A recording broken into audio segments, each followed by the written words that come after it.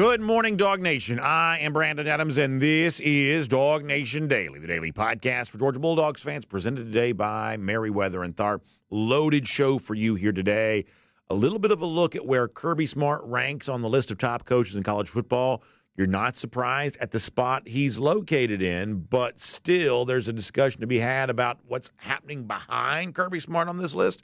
We'll get to that here coming up today. Also, a lot over the course of the next couple of days on UGA recruiting. This is going to be obviously a major kickoff to a very, very busy summer of Georgia football recruiting. We're talking a lot about that here today, and it's going to be a lot of fun. Georgia working to flip a major prospect, perhaps before it's all said and done. That happens.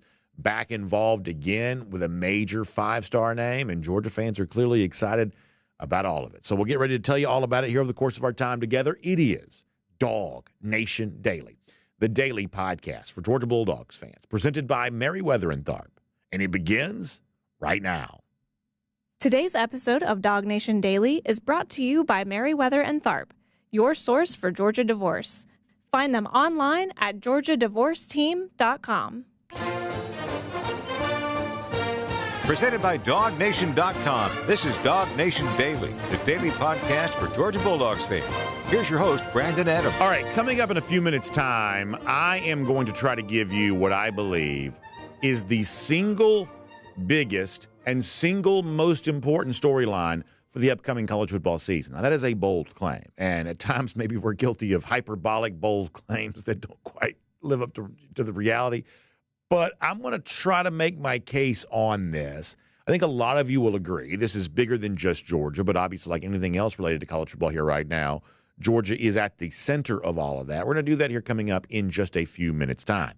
Prior to that, though, before our live show begins here at 10 a.m., we do a thing on DawgNation.com. We call it our First and 15. It's the DawgNation homepage. It's the DawgNation app, and it's a chance, a little extra content for people who watch on our owned and operated platform to, kind of share what's on their mind. It's sort of a pre-show to the show. And as we were just discussing a moment ago, there's a lot of energy right now around Georgia football recruiting. We have talked a little bit last few weeks about how really that kind of time leading into the month of June and spilling into July, this is the single biggest period on the entire calendar when it comes to recruiting. It's when official visits take place. Those official visits typically lead to a flurry of commitments.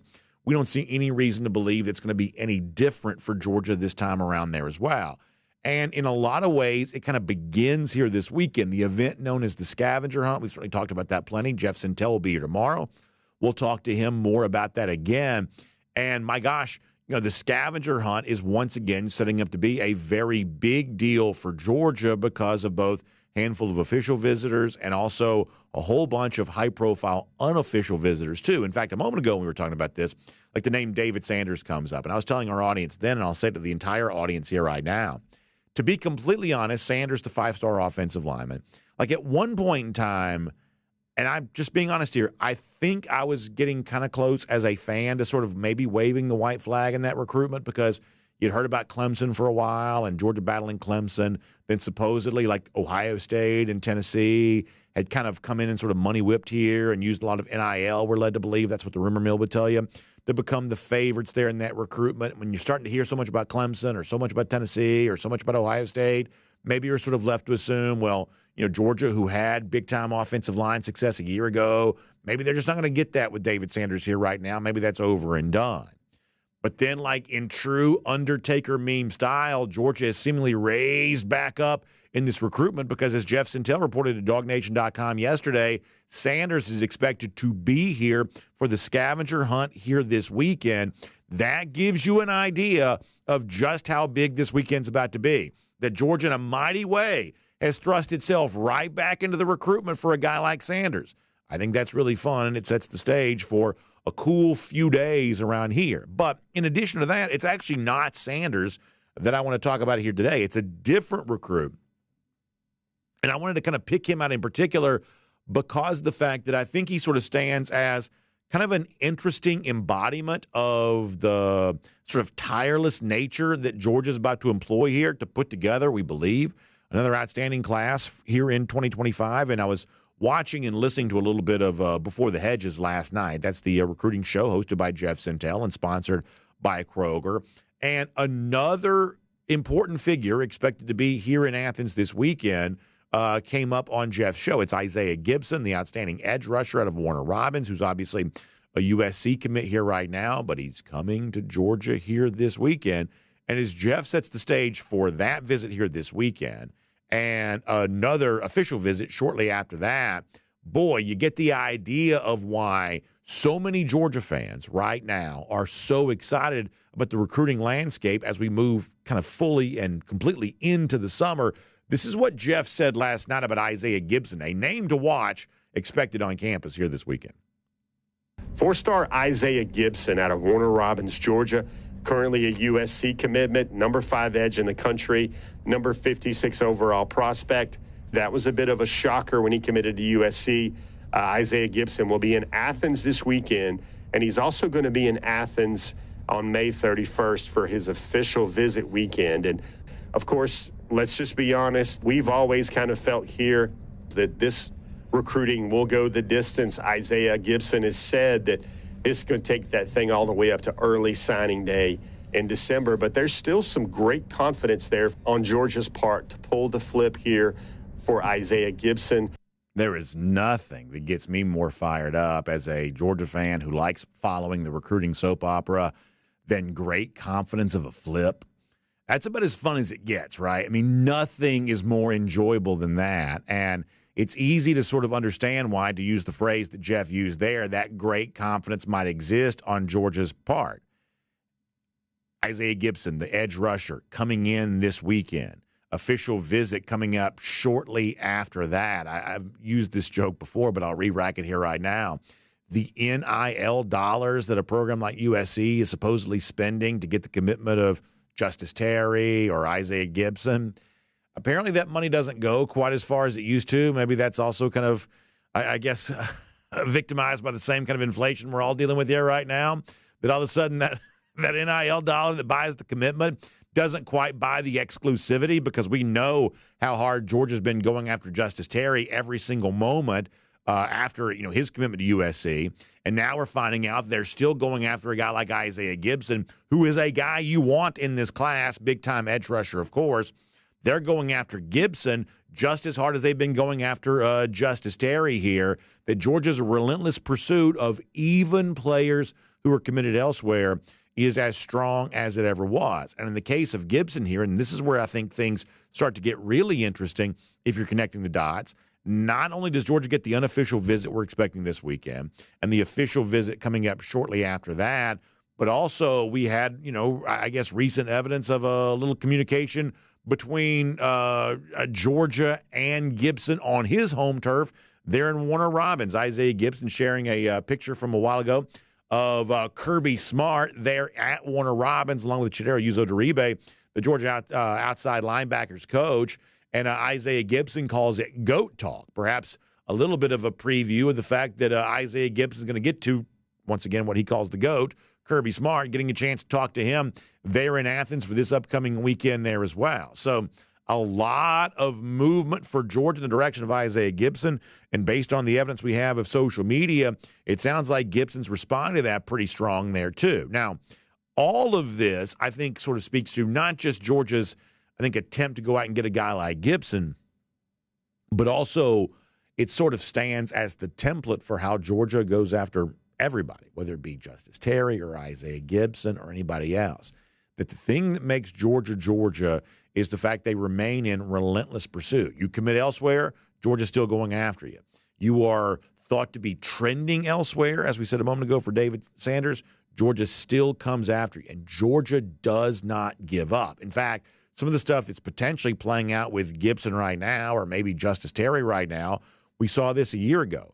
Big-time announcement when K.J. Bolden stepped up and committed to Florida State. Florida State fans celebrated that. It was thought to be one of the big wins for NIL. Seminoles getting more access to cash and getting Bolden to accept their offer. But we saw Georgia, and we heard whispers behind the scenes, and we told you about some of that here on the show, that Georgia remained in contact with Bolden. It was obvious that he'd be visiting at least for one game in the fall. and that Georgia would remain the ever-present factor in his recruitment no matter where he was committed to. We're seeing the same thing potentially play out with Isaiah Gibson right now. And so for some context on this, let's go back to the spring, back in March, when Kirby Smart talked about his viewpoint on what happens when a guy like Bolden's committed to Florida State or a guy like Gibson's committed to USC or anybody else you want to talk to, the way that Kirby Smart views those situations when someone else is sort of thought to be in the lead position holding on to that public commitment. This is what Kirby Smart said back in March. As far as kids' recruitment, I don't see kids as committed to other places because they're not signed. There's no we recruit good football players. We evaluate every player the same, whether they're committed or not. And if there's interest from them, and there's conversation from them, and there's visits where they come to your campus, then you just be very consistent. And we're very consistent with KJ. The recruitment never stopped.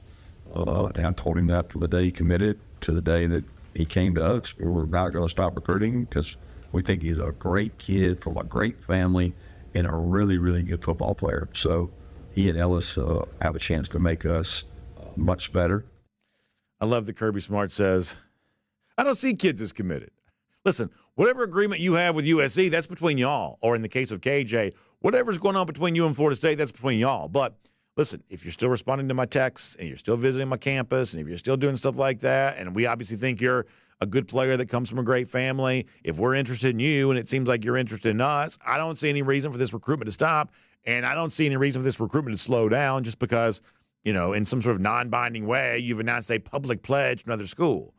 It's that relentless pursuit, that willingness to never give up that has made Georgia what it is from a recruiting standpoint. We're going to see more evidence of that as Georgia gets ready to host some top visitors here this weekend. Guys who are thought to be trending elsewhere, guys who are currently committed elsewhere, but Georgia's not slowing down. And when Georgia shows this relentless hunger to pursue players like this, oftentimes the Dogs end up getting their way. And this weekend could be a precursor to that story once again being true for the class of 2025. My name's Brandon Adams, and this is DawgNation Daily, the daily podcast for Georgia Bulldogs fans, presented today by Merriweather and Tharp. We're happy to have you with us no matter how you get to us. We're live on video, 10 a.m. We're across all platforms there on that. We're on the radio, noon, Athens Sports Radio 960, The Ref, podcast, Apple, Spotify, all of those podcast platforms. We really, really appreciate you being a part of the show and really appreciate you doing that. And listen, I'm going to do something today I don't typically do. I want to talk to the folks who are specifically watching us on YouTube here for a moment. One of the things you can do, and I should probably be better at this. I'm not often as good at this as I probably could be. But if you're watching on YouTube, would you do me a favor? Would you click the like button today and just say you like the show? If you've never done that before, we'd appreciate you doing that. If that's a habit that you're in, I say thank you for doing that. There are certain things that just help us kind of get the show out there and make sure as many people see it and find it as they possibly can. We obviously want to do that. Our livelihood depends on it, and so many of you are so kind to help us in that regard. So if you're watching on YouTube, click the like button today. We would certainly appreciate that, especially if you do like the show. It's obviously a great way to show us that. So thank you so much for that here today. Also, a big thanks to our friends at Merriweather and Tharp who make today's show possible, your source for Georgia divorce. Now, here's the one thing we know. Nobody's clicking the like button for divorce, right? That is not the kind of thing that anybody, probably, should like. It's a scary and confusing time. It's a troubling time. But if it's a reality for you, and all we can do in life, this is the sort of the difference between, like, say, wisdom and foolishness. All we can do in life is confront reality. We can't pretend that things are different than they are. We can't try to sidestep reality because eventually it's going to chase you down wherever you are. If the reality of your circumstances in life is that you are in a relationship that's reached its conclusion and that the ties are about to be severed and there's nothing that can be done about that, then confronting that reality is the sort of next right thing for you to do in your life. And having a strong advocate by your side as you do that is a really important decision to make. And obviously for me, that means Merriweather and Tharp.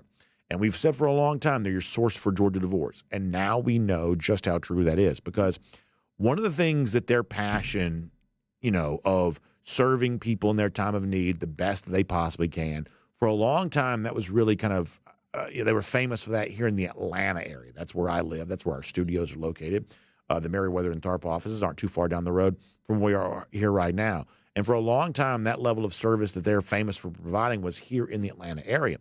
But because so many people have kind of heard us talking about them and heard their own, client testimonials of the success they've had and the track record they've had for taking good care of people, well, now folks outside the Atlanta area have also requested their service too. So one of the things we've seen is incredible growth for Meriwether and Tharp. Office in Savannah, office in Athens.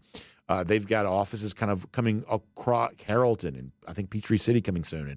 And they've got offices all across the state taking care of folks here right now.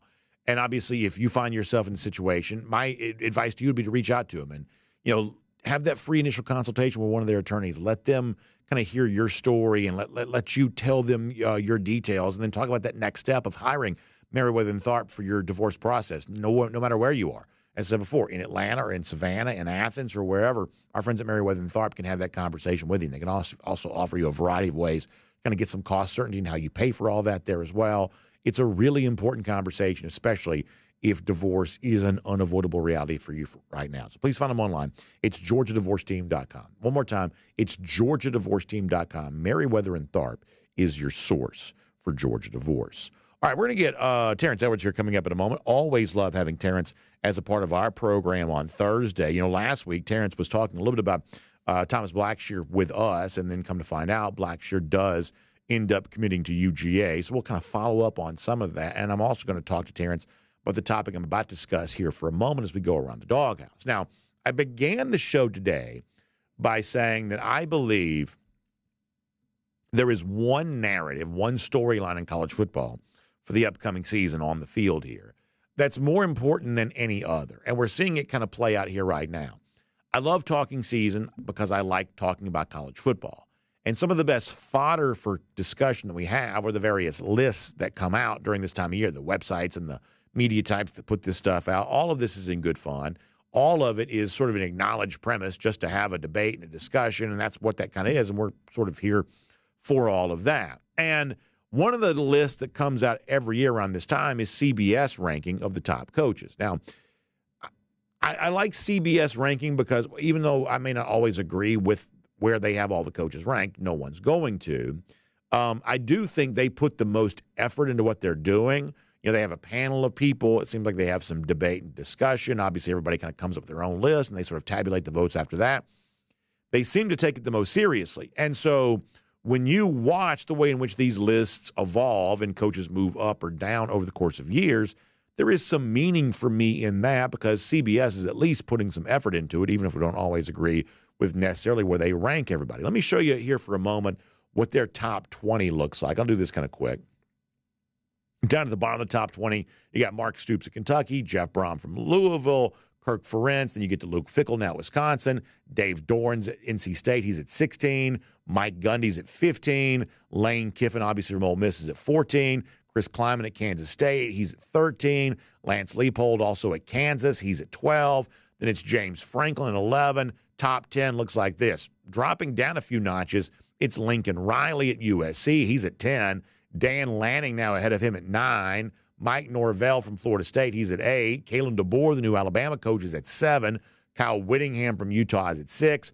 Steve Sarkisian, who moves up the most of any coach in this year's rankings, according to CBS, he is at 5. Top 4 looks like Brian Kelly, Dabo Swinney, Ryan Day somehow at 2, really kind of living the gimmick of being born on third base.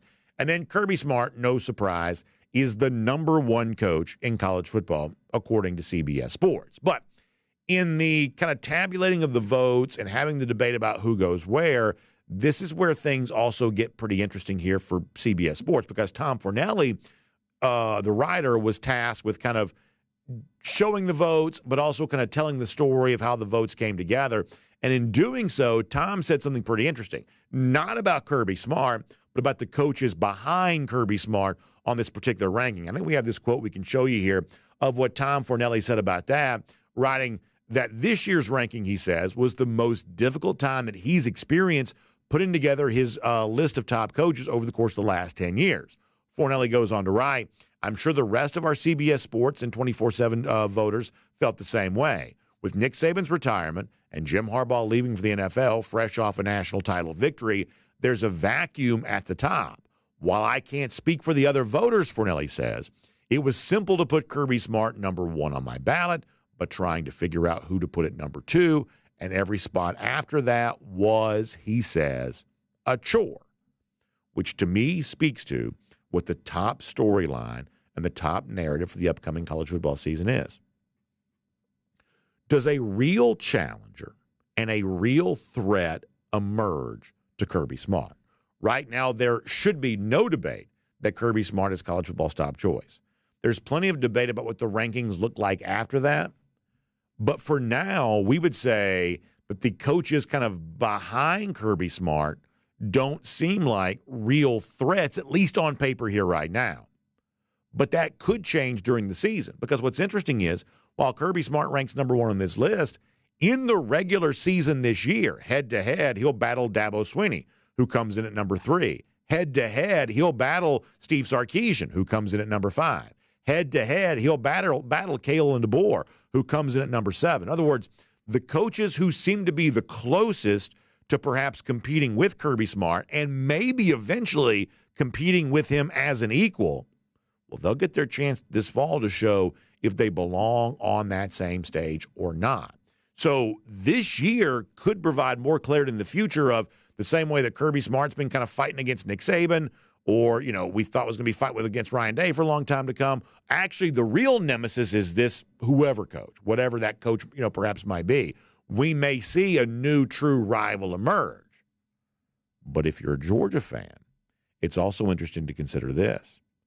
What if Kirby Smart just vanquishes all of those foes? What if Dabo Swinney, the supposed third best coach in college football, what if he doesn't quite have the team to compete here right now? And what if Kalen DeBoer, who's making a major transition 3,000 miles from Seattle to Tuscaloosa, what if he finds the SEC a little tougher sledding than he found the Pac-12? And what if Steve Sarkisian and the great breakthrough success he enjoyed in 2023, what if the events of 2024 make that seem like a little more than a fluke? I mean, that's all at least possible. It could happen that way. What if, in other words, Kirby Smart is able to kind of defend the title of number 1 coach in college football with no obvious rival? What if Kirby Smart's able to compete as a coach over the course of the upcoming season and have that still feel true once this year is done? Then this could be the year we look back on. A decade from now, however many years in the future, we could look back on 2024 as the time in which the real Georgia machine was really unlocked.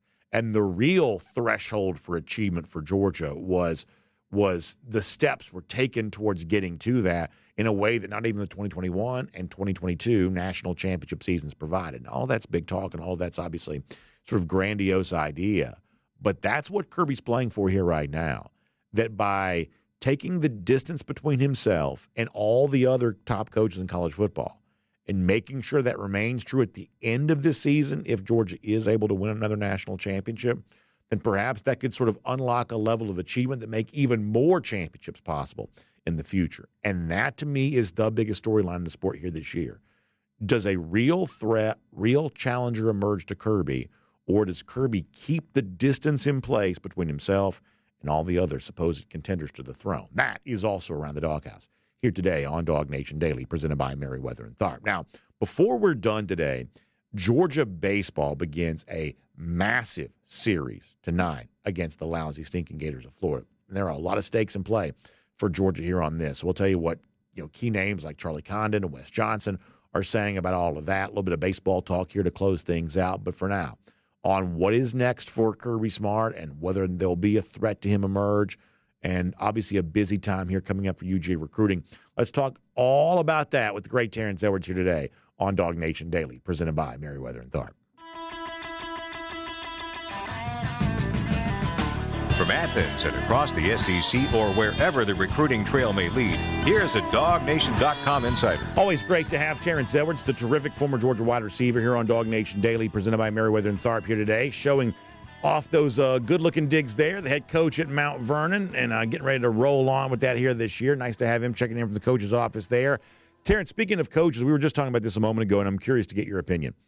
When you look at college football right now, in the past we'd have said, oh, it's Kirby Smart chasing Nick Saban, or, when Dabo Swinney was kind of a regular presence in the college football playoff, you'd have put Kirby and Dabo perhaps in the same plane with each other. But, given the fact that Jim Harbaugh has gone to the NFL and Nick Saban has retired and some of the other coaches either haven't had the real taste of success yet, like Ryan Day, I'm talking about big-time success, or the success they have enjoyed in the case of Dabo Swinney feels like a few years ago now. Do you see the potential of a coaching threat emerging for Kirby Smart? And if it is one of the coaches currently in college football right now, who is your best guess as to who that might be? My best guess has to be Ryan Day at Ohio State, because he's going to continue to bring in the top talent, and the program speaks for itself, even though he as a coach haven't got over the hump to win a national championship yet. He's going to continue to have the talent to push the likes of Georgia and Clemson, all the top-tier programs. So if there's a coach I could say that's on the heels of Kirby, it has to be Ryan Day, because you're only as good as the talent that you surround yourself with. I've never heard of a good coach on a bad team. So all the great coaches have the better team. So he will have better teams. And also Dabo, even though, a lot of us, your opinion of Dabo, but he does have 2 national championships up under his belt. But I would say Ryan Day is the next threat because of the talent he's going to continue to assemble up in Columbus. Let me talk to you about Ryan Day for a moment, because obviously, we're not huge fans of Day. That's no, great secret, I don't guess. But but on the positive side, though, trying to be as objective as I possibly can, like the one thing you do see about Day because of the job that he has, like Ohio State's been really aggressive this offseason, and they've acquired all kinds of talent, whether it be recruits or transfer portal, things like that. Like, there are only a small number of programs who even have the resources to be that aggressive. And there's only a certain number of programs who even have the kind of ambition to, make a big push the way that Ohio State has so far this year in terms of making this, a competitive season. So from that standpoint, I'll at least give some credit today in that in a year in which he has to make a big move, Ohio State is at least looking like they're eager to do it. Now, do they actually go out and succeed in doing that? I guess that remains to be seen.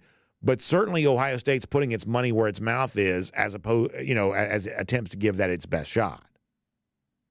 Yes, most definitely. You could tell with the type players that they brought in, and it's alleged that they spent upwards of $13 million this offseason to acquire some players. So he's definitely going to put in his money where his mouth is, and the players that he brought in, like Caleb Downs, is definitely difference makers. So we're not going to act like the players that he brought in are not great players to running back from Ole Miss as well. So they're going for it. They're putting all their eggs in this basket to try to go in and win a national championship. So it remains to be seen. I believe, and I think everyone believes they will be one of the top 12 players. So now it's going to be played out on the field and see who's the better team, the better coach, and the better prepared team to take on the other 11 or 12 opponents that you have to take on during this playoff run. I want to ask you about Dabo Swinney in a moment. Let me say one more thing about Day. The thing that sort of surprised me about him in the offseason, because we know how important this year is. Michigan's the reigning champs. Ohio State fans hate that.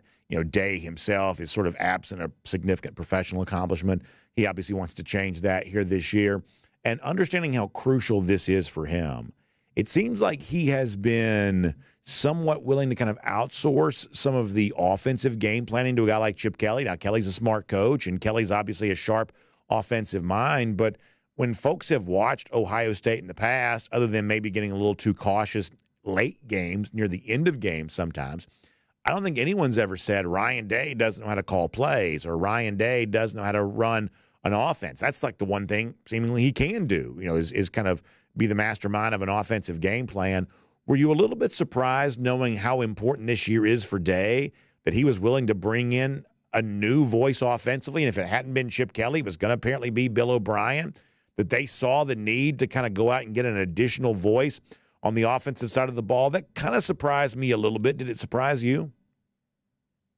It did, especially going to get a guy like Chip Kelly, who was a head coach and decided to downgrade to an offense coordinator from the head coach position. So it's we all know what type offense Chip Kelly has ran in the past. So it's going to be very interesting to see if Chip Kelly brings the offense that he had at Oregon and tried to implement with the Eagles, or is it kind of a combination of what Ohio State have done in the past and he put his flavor into it? So it's going to be interesting to see how that plays out. Being a offensive guy myself and now being able to give the reins over to another coach is, that's for him it's something had to be done. I don't know if this comes from up top and some data that he needs to worry about the whole team and not the offense. So something came down probably from the top, or just some self-evaluation that he needs to allow the offense to be ran by someone else and he just be the manager of the whole team. I think that's really interesting. And on Dabo Swinney, I've made this, before as a case that some of the corny stuff with Dabo, I think probably plays better with the players than sometimes it perhaps plays in the media. And no doubt he's won 2 national championships, been in the playoff a million times. Obviously, that's a really impressive resume. But you're also talking about a situation where, Dabo, didn't take any transfers. Again, I believe it's like them and the service academies, the only programs that didn't take transfers. And of the teams like ranked in the preseason top 25, Dabo really is the ultimate outlier in all of that because everybody's at least taking some transfers. Even Georgia, has kind of, made, some supplementing of its roster with the transfer portal a part of its overall apparatus. Clearly on the basis of resume, Dabo would be right up there with anybody. But in terms of, adapting to what college football is now, do you think the game is potentially passing Dabo Swinney by? I wouldn't say it's passing it by. I just think a lot of times we're very prideful as coaches and we're going to stick to our guns to what we believe in. But I just think college football has changed since I played. And, you can use the transfer portal to fill in gaps. I believe he may think that he believed in developing the players that he signed and going to continue to be behind those guys. But if Nick Saban can adjust 2 times, and we all believe that he's one of the greatest coaches of all time, and he adjusts the times and being able to fulfill his roster with transfers when he see a lack of depth at a certain position, you go out there and get a player. So I don't think Dabo is not saying the game is passing him by. I think he's standing by his guns and believing that he's a developer of the players that he signed. But sometimes, ego can get the best of us. And if you want to continue to stay on the top, you're going to have to continue to change with the times. And that's in everything in life. We were talking before you joined us about what's going to go down for Georgia recruiting coming up this weekend and over the course of the next few weeks there as well. And names like David Sanders come up. At one point in time, it seemed like Sanders might be trending away for Georgia. And yet Georgia's right back in it. They got the visit here coming up this weekend. A guy like Isaiah Gibson commits to USC, and he's visiting this weekend, got an official visit coming up after that. And we played the clip of Kirby and just the fact that Georgia doesn't give up. If they want you and if they think you're showing interest in them, you can be committed elsewhere. You can be trending elsewhere.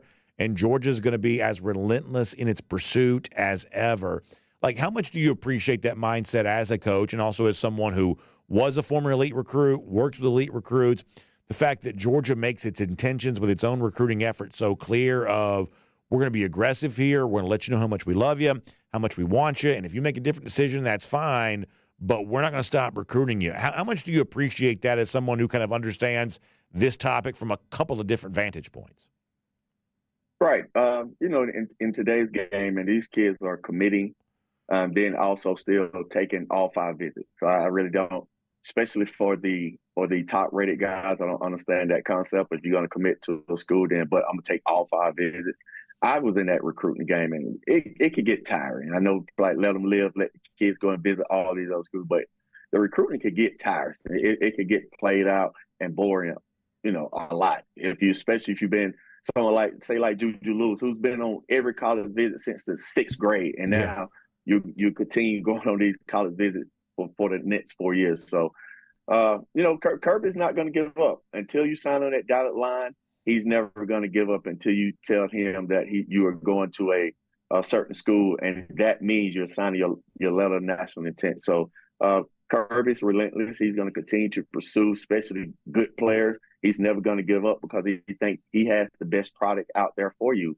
And proof is in the pudding with the development that he's able to do and have shown in the last few years. And the draft statistics prove that. So he's never going to give up. He's going to go out there and try to get the best players to compete in his program.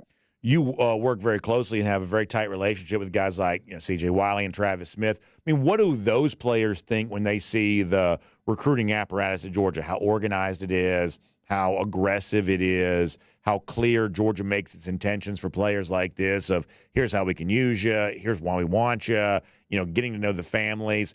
Like, what do guys like that think about the kind of, I guess, machine, for lack of a better phrase, that Georgia puts in place for stuff like this? Yes, the word that I continue to hear from the guys that I've trained and other guys is just genuine. I mean, they just think, especially the parents, just think Kirby is a genuine person.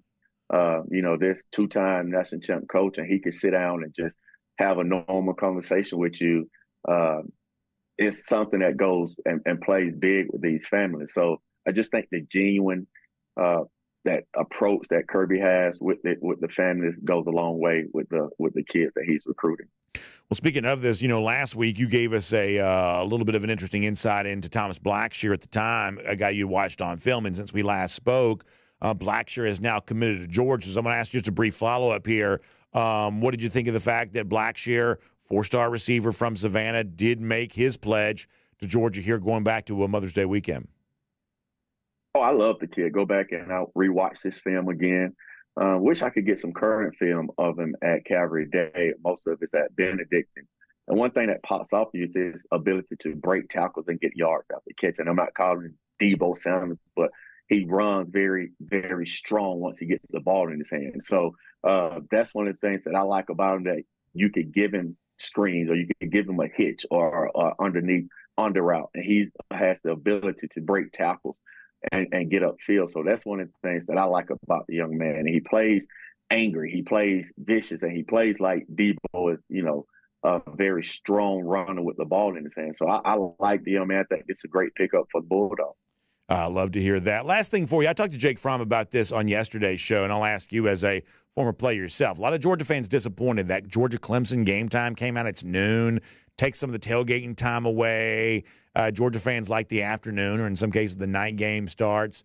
As a former player yourself, or I guess now in kind of the mindset of a coach, how do you view the early starts? Because fans don't like it at all, and they have voiced their displeasure when it comes to Georgia-Clemson being at noon. As a player, I hated 12 o'clock games. Hated it because your day start early. You eat your breakfast is brunch, so that is your pregame meal. The best time for me was 3:30. It's not too late and it's not too early. The 8 o'clock games, you're sitting in the hotel all day watching all the games, and you're just anxious to get out there. 12 o'clock is a little bit too early because your body hasn't really adjusted, and the blood is not flowing yet. So that 3:30 game was the best time to kick it off. You could still watch some of the 12 o'clock games, and then you'll be done before the night games come. You're able to have a lot of time with your family. So 3:30 games to me was the best time, and 12 o'clock game is one of the times that it was my least favorite. Terrence, great stuff. We certainly appreciate that. And for people who want to get more from you, either seeing the stuff you're posting on social media or connecting with you for some great training like you've provided to some terrific players over the years, how can they connect with the Terrence Edwards Wide Receiver Academy? You can find me on all social media platforms at Terrence Edwards Wide Receiver Academy. Terrence, thank you so much for your time. Really appreciate that. Hope you have a great weekend here coming up. We'll look forward to talking to you soon, okay? Thank you. Let's take a look around the rest of the league. This is SEC Through. Isn't it interesting? If you've got a chance to see yesterday's show, we asked Jake Fromm about game time he prefers. He said 3:30. And Terrence Edwards right there says, give me 3:30 as well. And, it kind of speaks to the new era we're moving into, where for a long time now, the big marquee SEC game has been 3:30. And I do know we had a game time announcement come out yesterday where like Georgia, Florida, and a lot of people I think were looking at that. CBS had been a partner for the Georgia, Florida game because they do not want to play the cocktail party at night just because a lot of different reasons. And so CBS was always good prior to the year beginning to say, okay, we'll give you the 3:30 spot. You can know that. ESPN kind of doing that again for that game here this year. But you kind of wonder, is the 3:30 time slot going to go away? Now, a lot of fans still like the night games. 3:30 for them is still a little too early. I think for me, as you get a little older, 3:30 sort of feels like about the right, perfect time there as well. Georgia did get a night game for the road trip to Kentucky here coming up. We heard that come out yesterday too. But interesting to hear both Terrence Edwards and Jake Fromm, two former players from slightly different eras, saying, listen, if I could pick my time, the best time to play is probably 3:30. Interesting that two different guys had the same exact answer there on that. Now, with that said, let's get ready to go cruising around the SEC, courtesy of Royal Caribbean. I will tell you this. Very interesting conversations the last, day or so. Can't tell you anything about this yet. This is all very, very early days here. But some chatter is also already beginning about perhaps DawgNation Cruise 2025. It is not confirmed. It is early days on that. But there is some talk. And that talk has involved me. And when I know more, I'll tell you about it. But already what I love is the discussion. If it were to go down, how do you make it even bigger than it's ever been before? And so that is could be fun. We're cruising around the SEC courtesy of Royal Caribbean. Obviously, I've got my own opportunity to be on a Royal Caribbean cruise vacation year coming up. Many of you know in July, I got a chance to be a part of, really among the very first to set sail on Utopia of the Seas. And what an incredible experience that for me is going to be. I love the fact that Royal Caribbean's taking some of the things that, the ship has been famous for, the neighborhoods, things like that. And they're introducing some new concepts within the framework of what they've already done. The Pesky Parrot's going to be an example of that. The tropical themed bar, like right there in the Royal Promenade. And if you've never kind of sort of maybe explored online exactly what a lot of these Royal Caribbean cruise ships look like, the Royal Promenade is one of the cool parts of the ship, kind of like right there in the center of the ship. Just a really cool kind of thoroughfare that people will walk through that has specialty restaurants and bars and lounges and shopping experiences. It's beautiful. And the Pesky Parrot's going to be really fun there for that. The Lime and Coconut, kind of the same way. The View Bar on the outside, it's sort of like a rooftop bar at the top of the ship, looking out over the expanse of the ocean and the beautiful scene in the Caribbean. So many fun things there for that. I can't wait to experience and come back and tell you about my own eyewitness account of this. And if you want your own experience there as well, Jessica Slater, great travel agent. She can help you out with that. You can give her a call, 770-718-9147. That's 770-718-9147. Jay Slater at dreamvacations.com to find out more about that. I will also say, too, some of you maybe saw the video there of Casino Royale on board the Royal Caribbean cruise ships. What's really been fun the last, I would say, year or so, I've been more aware of this. The kinds of incentives they're offering you in Casino Royale, if you're a casino player, if you like doing that kind of stuff, there are really a lot of opportunities to get a lot of benefits in Casino Royale when you're doing that there, too. Maybe at some point in time, we'll talk to you more about that. For now, though, let's go cruising around the SEC, courtesy of Royal Caribbean. And I talked a little earlier, Kirby Smart, top coach, the coaches in the top 20. I sort of mentioned them. Let me go to the bottom part of the Power 5 here for a moment and mention some of these other SEC coaches that CBS ranked. So Jeff Lebby now at Mississippi State comes at number 66. Interesting how anonymous of a figure I sort of view him to be. Zach Arnett a year ago from Mississippi State, kind of the same way. After obviously the untimely passing of Mike Leach, who when he was at Starkville was one of the biggest personalities in the entire league. Much more anonymous coaches the last couple of years. Lebby, though, is a sharp offensive mind. Perhaps he'll have a chance to introduce himself here this year. Clark Lee from Vanderbilt comes in at 63rd.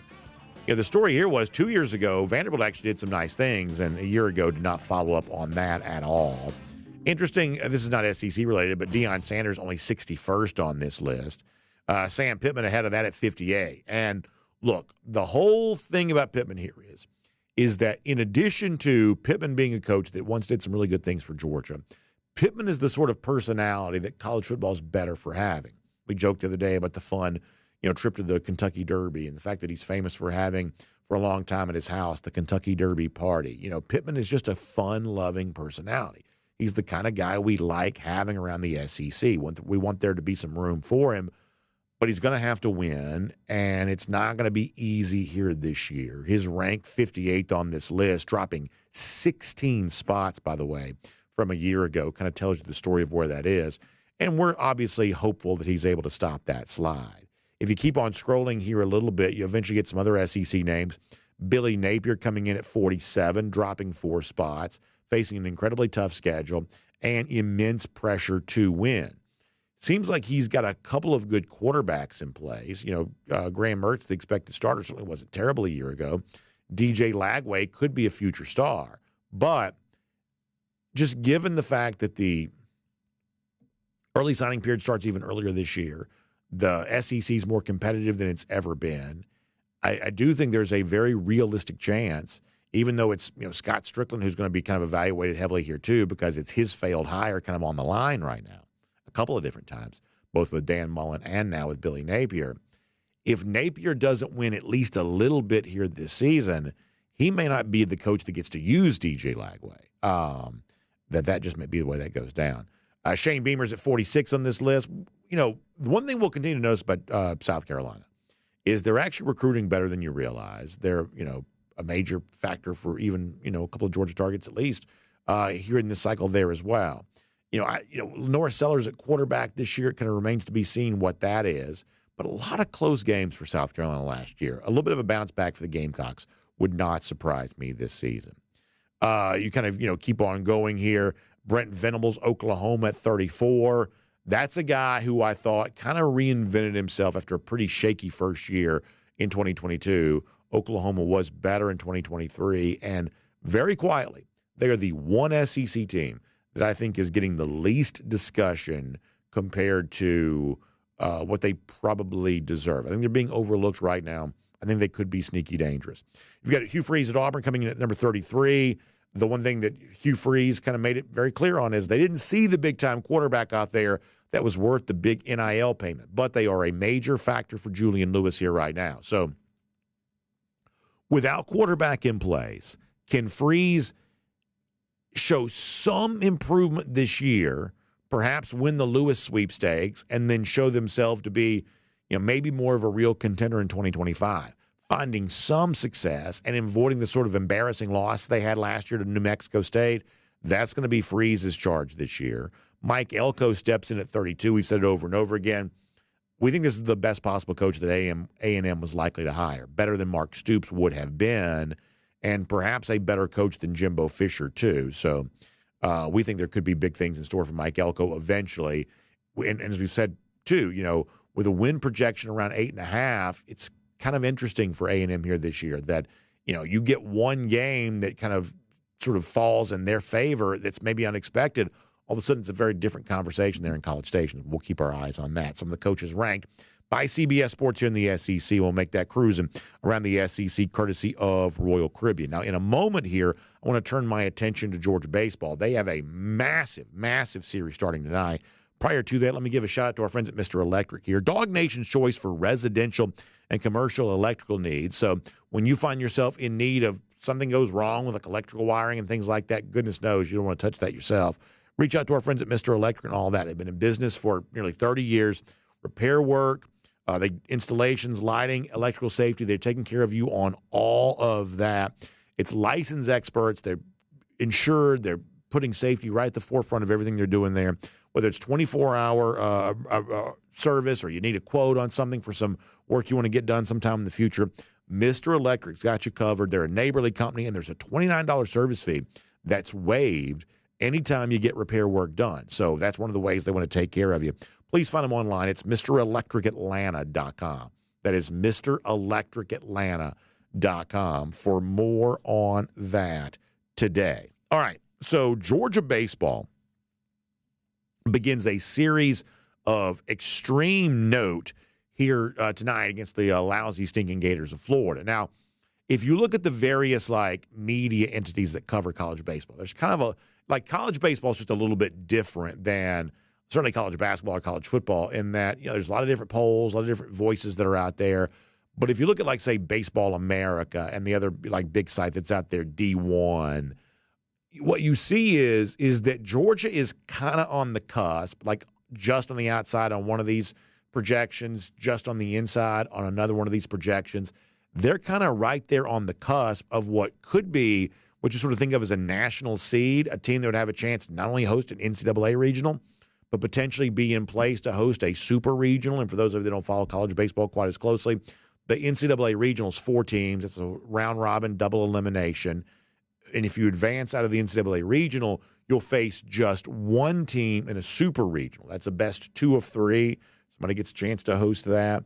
And winning the super regional is how you advance to the College World Series. And so Georgia, with a really good weekend against Florida, could be in line to potentially not just be a top 16 seed, but potentially the kind of top 8 seed.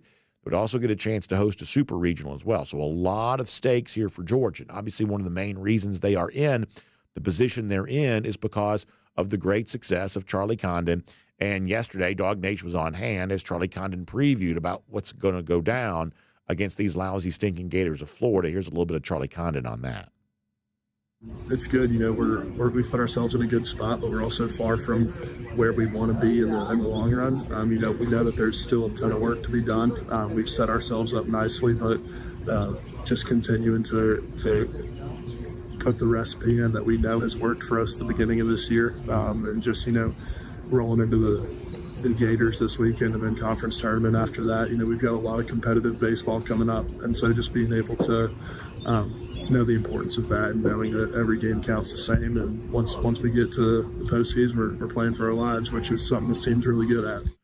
Absolutely the perfect perspective seemingly being shared by Charlie Condon right there, and we certainly expect Condon to be a big part of the offensive story for the Diamond Dogs here this weekend. Of course, the remarkable turnaround for Georgia in a much more favorable position here to end this season than we ever would have expected. The architect of all that's been first-year coach Wes Johnson, who's seemingly been a real find here by athletic director Josh Brooks. And, once again, when it comes to the right perspective, the right mindset moving into a pivotal period, obviously Wes Johnson's got that on his mind as well. This is what the coach had to say yesterday. We got a team coming in that, I think is now, well, they did lose a player, but other than that, they're getting really healthy on the mound, which they haven't been all year. And, let's not forget this team was one of the teams picked to win the national title before the season started, and they're desperate. So, we're going to have to play our best baseball this weekend or they'll run us right out of here. So we've got to show up, and we got to focus on today. You say all that, but then, I'm not naive enough to sit here and think I don't need to think about the program and what it means to potentially host and be a national seed and go to all of those things. Well, they're massive, right?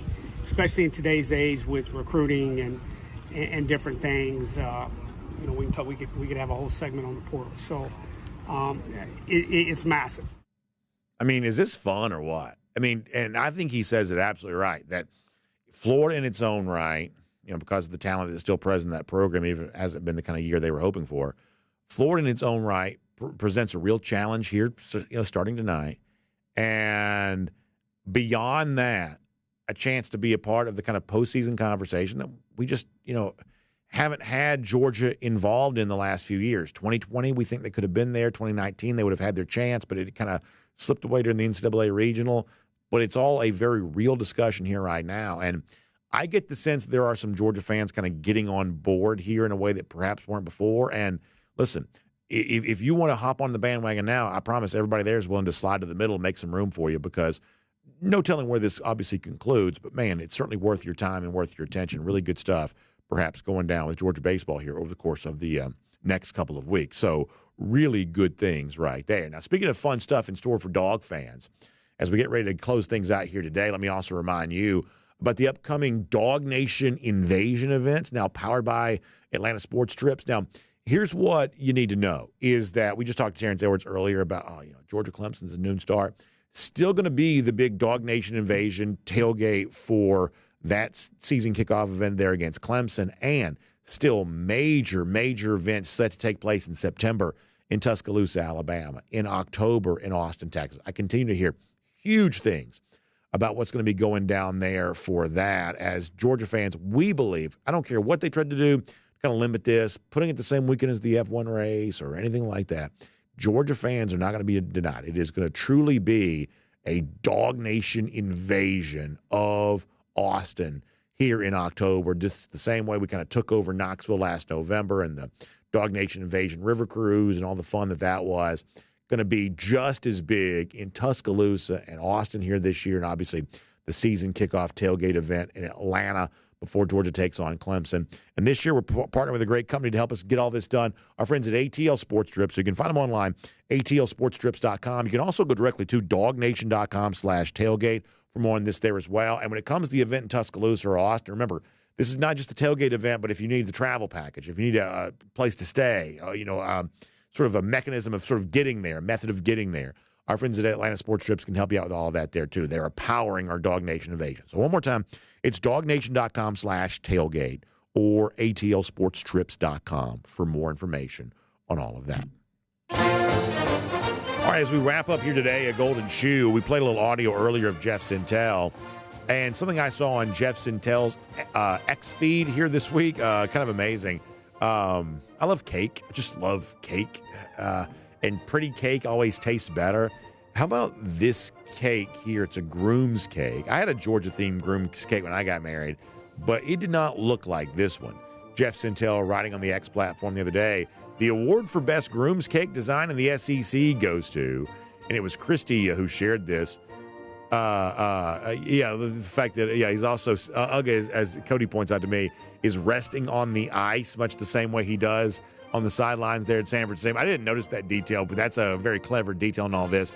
And the realistic features here, as Christy writes, today's keyword is right up my alley. So how about this? This is the best groom's cake ever. It really is. Unbelievable artwork there on that. Beautiful.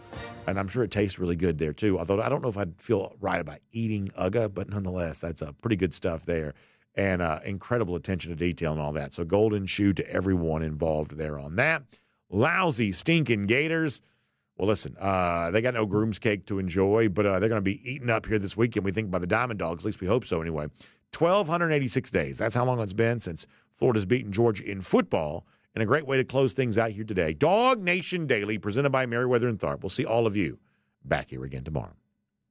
And on video, time now for the R.S. Andrews Cool Down. R.S. Andrews, the one you turn to for your air conditioning, heating, plumbing, and electric needs. Showing up on time, doing the work that's promised, the price is promised. You can trust our friends at R.S. Andrews on all of that.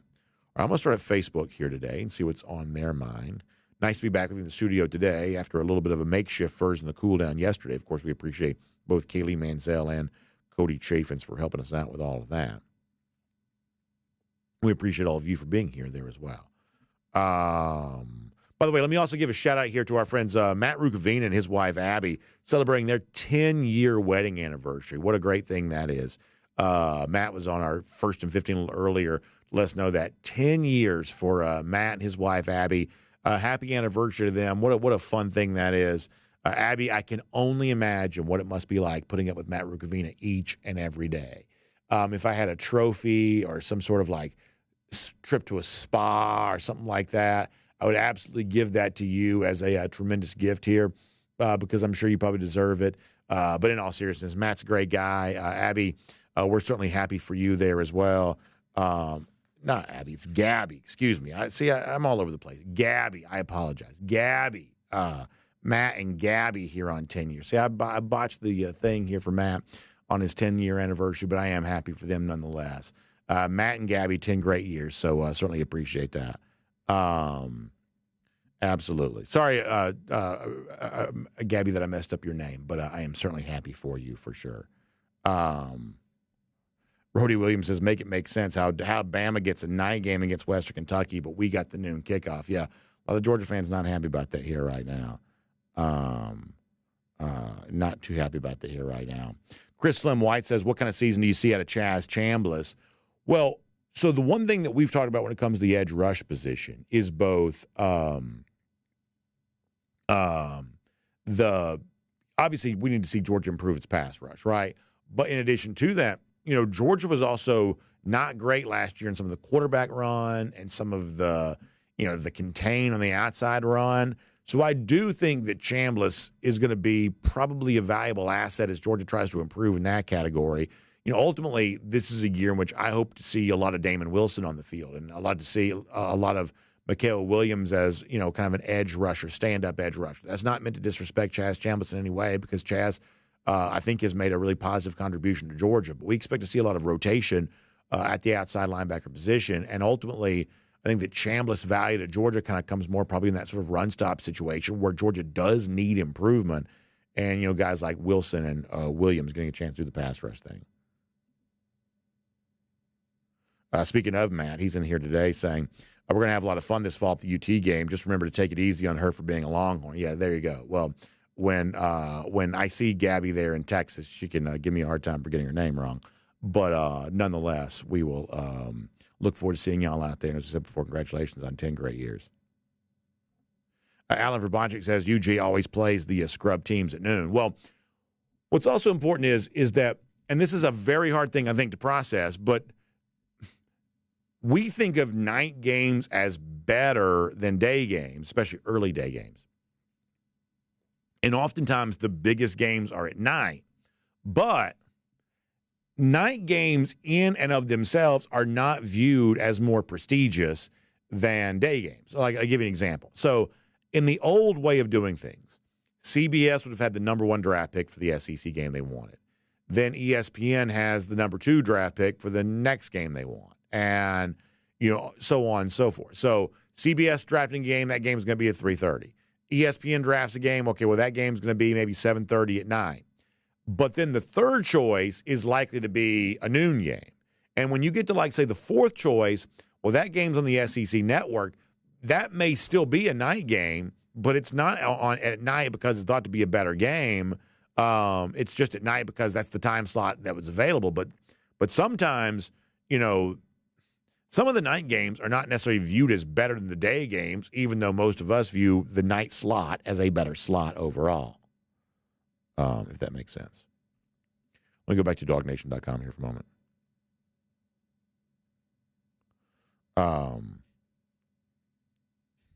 Randy Hall says we need a Sling Blade groom's cake with Billy Bob Thornton's head. Now, listen, that'd be a sight to see. That would be a sight to see. Randy Hall says that groom's cake was soaked with bourbon, so it really is tasty. Now, I don't even drink, but aged should be better. Is that really what happened? They soaked it in bourbon? Generally speaking, I like to keep my fermented sugars and my just regular sugar separate. People do rum cake or, although I did have, bourbon balls one time where they, that was actually pretty good. Bourbon infused, chocolate, whatever. That was pretty good. But, generally speaking, I sort of keep the fermented sugar and the regular sugar separate.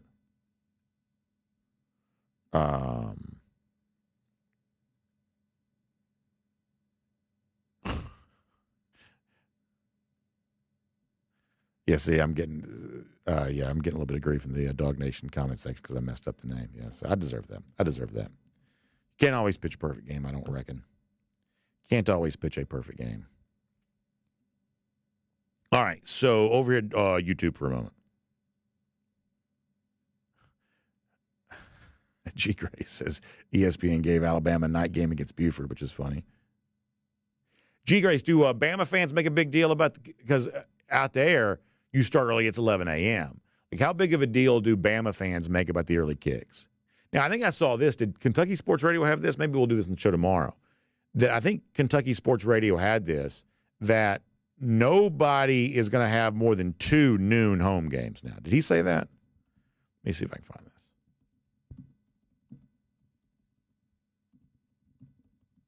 I think I saw this yesterday. Let me see if I can find this. And that's a pretty big, account. Guy that's pretty plugged in. Let's see if I can find this. Did I make this up? Some of these people that tweet a bunch are always kind of hard to find something. Oh, yeah. So Matt Jones yesterday, and, fairly prominent, figure on the SEC, says that under the new SEC TV contract, every team is guaranteed no more than 2 noon games at home every season. So there you go. Now, I guess if, the Georgia-Clemson game is at noon, that doesn't necessarily count against your home game total. So maybe Georgia still gets 2 noon games there. But let's say you play 6 home games, at least 4 of those will not be at noon, according to what Matt Jones is saying here, which, could potentially be pretty interesting.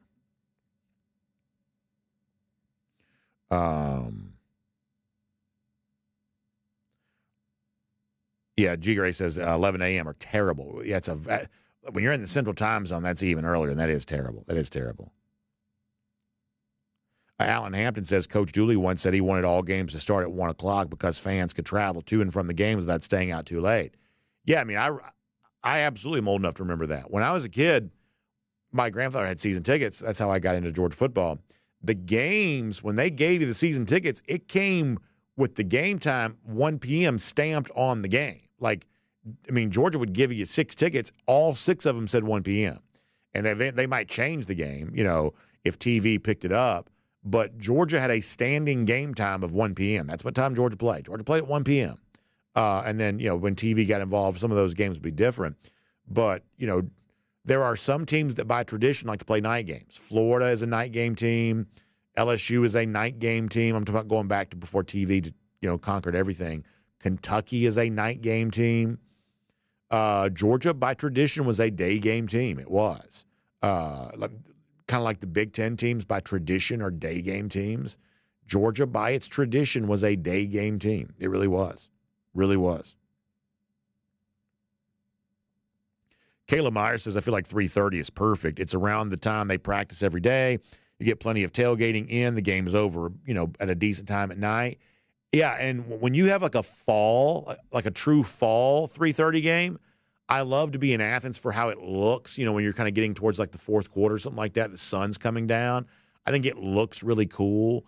So I am very pro 3:30. That's why, think about like the Georgia-Tennessee game in 2022. Some fans were mad that wasn't a night game, but I'll never complain about 3:30, and I don't think the fans should probably complain about 3:30 either. Now, everybody's got their own right to want what they want, but if you've gotten a 3:30 game time, you have not been given a bad time slot. You just haven't. All right, let's see what else.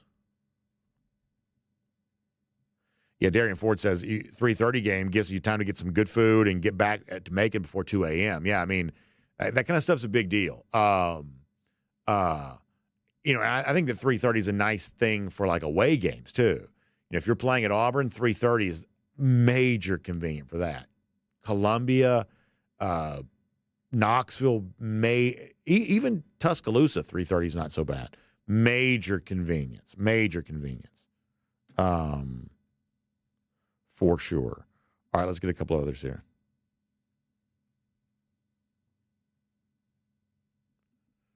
Apparently the Facebook comment section's gone off the rails.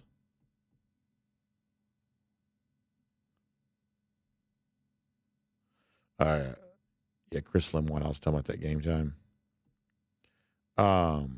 Keith Fold says the 1 o'clock games are good for the folks in South Georgia, which is my understanding of why they did that. I mean, Georgia, as a sort of university community, has such a large presence in South Georgia. This really is this is the state's university. It's like, we sort of think of Georgia as sometimes being the Atlanta area, but, there's a major contingent of South Georgia UGA fans, UGA donors, UGA ticket holders, and, their ability, especially the moneyed ones, their ability to get to games was always a very strong consideration with that in the past. Always was. Rambo, on the subject of Wes Johnson, we're seeing Georgia have success here right now, but as Rambo points out, we haven't really seen Wes Johnson put his stamp on this Georgia pitching staff yet. And obviously, this is a team that's had some issues in the bullpen here this year. And so when you get to the postseason, I'm sure, there are going to be some harrowing moments in terms of having a lead and trying to hold on to it. And, one of these things sort of turns into one of these marathon-type games. But eventually, a guy like Wes Johnson, who's really known for his pitching acumen, at some point in time, he probably gives you a big upgrade for that. Let's see what else. DT talking about being excited when the season tickets came in the mail. Yeah, I used to love that. They'd come to my grandfather's house, but he would show them to me when they came in. It would be a big cardboard, like sort of cardboard rectangle, or like a square, really more like a rectangle. And, just the stuff that you remember. I just remember this so vividly. How, sad it was as that cardboard got torn away. At the beginning of the year, the rectangle's this whole thing, and, the hope springs eternal. The season has so much promise, and you got the whole fall to look forward to. Game 1, tear them off. Game 2, tear them off. Game 3, tear them off. And eventually that cardboard just disappears, which is the same way the season disappeared. And so the version of that in my life the last few years has been, and I think that now Georgia's not going to do this anymore. Georgia would still send out printed parking passes to fans, but in this case, media. They do the printed parking passes. And the same thing was in August, the big envelope would come and have, your 6 parking passes and your 6 home game credentials. And once again, it's like the excitement of a season being here, this big stack of parking passes and credentials. And yet over the course of the year, that thing gets down smaller and smaller and smaller and smaller and smaller until eventually it's just gone. And it's just weird. I'm in my 40s, but I essentially still just sort of view life the same way I did when I was a kid. And it's just the same type of thing of, it's just amazing how fast the season goes by. I felt that way when I was 10, and I feel that way now at 40, whatever. It's just amazing. All right, over here at Facebook for a moment.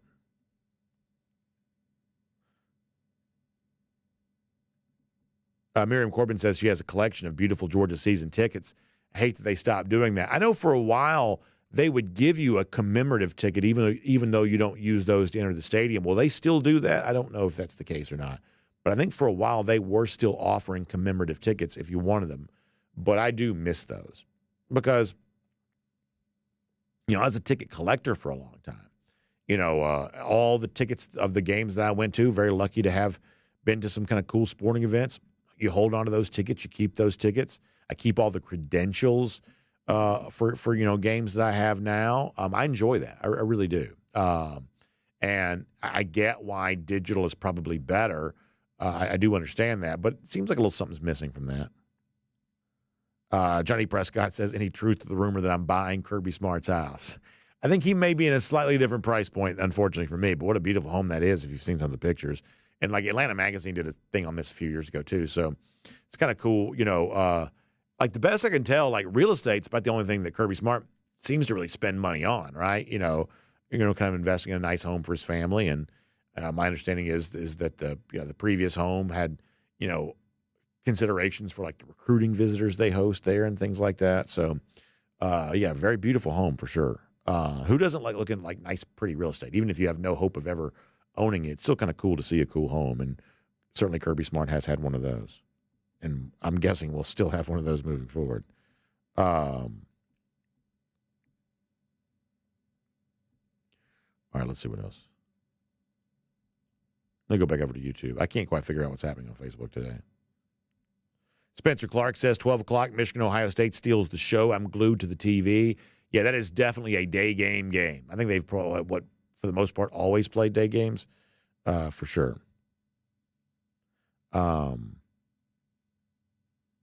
Jeremy Harbin says, I can't believe they'd put Florida-Miami at 3:30 when no one across the country cares about the game.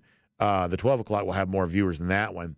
Yeah, the one thing, I'm kind of like you. It doesn't seem like to be as good of a game, but, the TV people, I guess they know their business. And, somehow, some way, they have their reasons for doing what they're doing, even if they seem kind of weird to us sometimes.